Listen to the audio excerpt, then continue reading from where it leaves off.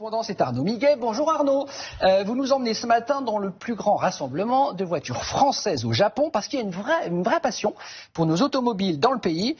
Et bien que les Japonais roulent à gauche, on le rappelle, hein, il n'est pas rare de croiser sur les routes des véhicules made in France, c'est ça Arnaud? Bonjour. Oui, bonjour Damien. Dans ce pays si accroché aux traditions, on aime bien les choses anciennes, voire très anciennes, voire vintage. Et naturellement, les vieilles carrosseries françaises ont la cote là-bas. Ce sont des voitures très prisées. Exemple avec la 2 chevaux, voiture éminemment française, fabriquée entre 1948 et 1990. Eh bien, il y en avait des 2 chevaux pour ce grand rassemblement de collectionneurs de voitures françaises qui a lieu tous les ans au Japon. Il y avait 122 chevaux très précisément. Nous y étions pour Télématin avec Gaël Caron et Philippe Dova. Regardez, on se retrouve tout de suite après. Elles sont les stars cette année, les 2 chevaux. Nous ne sommes pas sur une route départementale de France, mais avec Babar et Céleste, dans la région montagneuse de Nagano, pour le rendez-vous annuel des collectionneurs de voitures françaises. Venus nombreux au volant de la plus mythique des tractions avant. Rien que de me mettre au volant de cette voiture me fait sourire. Elle est super agréable à conduire. Quand vous roulez, elle vous berce.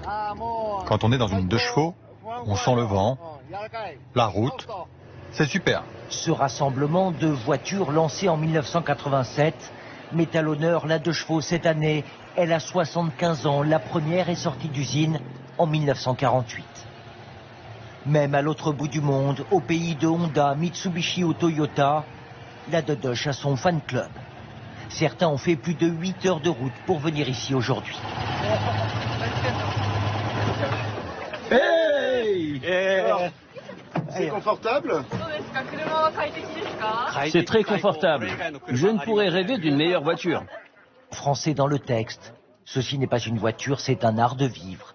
Une France classique qui séduit au Japon, où les fous de l'automobile tricolore sont toujours nombreux. Le cahier des charges de la voiture, c'était 4 personnes, 50 km/h minimum, et on peut mettre un panier d'œufs, et on peut rouler n'importe où. Malheureusement, j'ai pas d'œufs aujourd'hui, mais vous voyez, regardez, vous pouvez la secouer comme vous voulez dans tous les sens, il n'y a pas de souci, quoi. Les œufs, ils restent intacts. C'est ça le cahier des charges. Et voilà. Cette voiture, elle fait partie de la famille. On s'y attache. Il y a aussi des 4L vendus à quelques milliers d'exemplaires. Sans porte, on se sent plus libre. Et quand on est dans cette voiture, on attire l'attention. J'aime bien.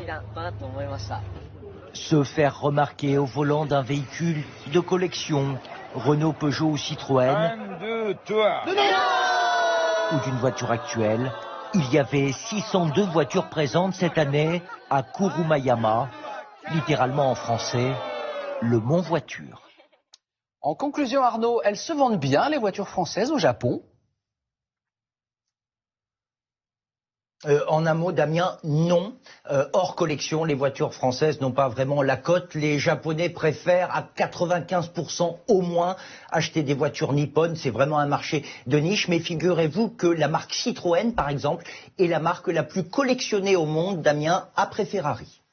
Merci beaucoup Arnaud, bonne journée.